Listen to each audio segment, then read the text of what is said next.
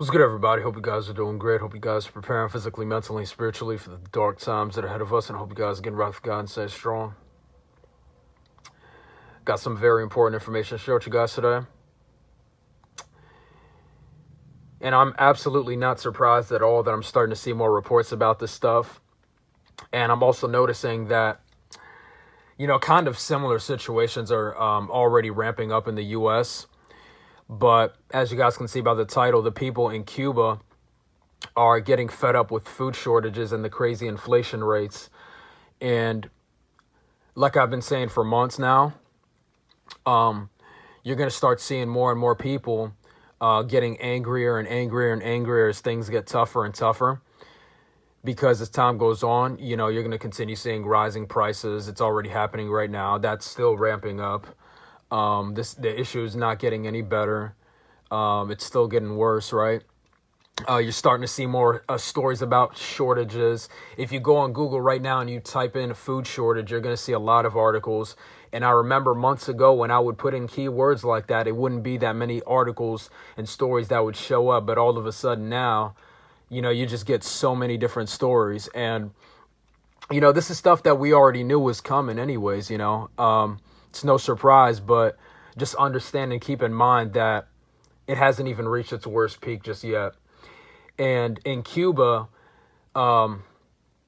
since the people are getting fed up with these food shortages and these crazy inflation rates, the people are protesting it, right? They're protesting it. And I was reading through some of these reports and I noticed that the main sources that I pay attention to that keep people updated with news related stuff, they didn't actually report on this.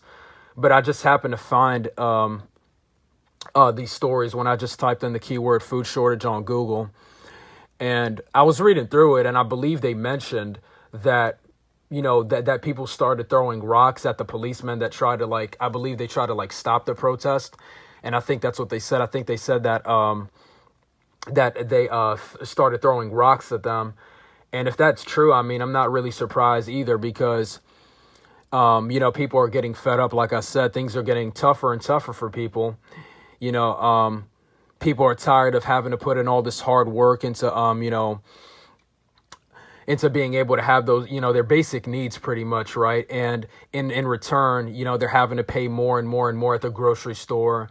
They have to pay more with everything, and not even just at the grocery store, right? Just the prices of everything just keeps going up. The shortages are getting worse, and things are just getting harder for people. So I'm not really, surprised that this is happening. This is stuff that we expected to happen.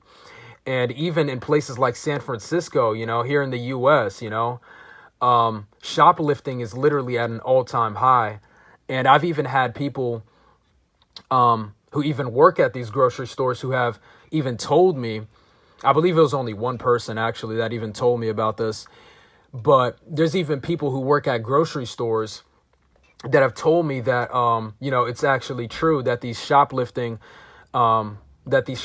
rates are at an all-time high, especially in places like San Francisco. I'm sure you guys have already heard about that. I even made a video about that, I believe over a month or two ago, about, in the video I mentioned how shoplifting has been at an all-time high, right? And how people are getting fed up and annoyed with all these things that are happening.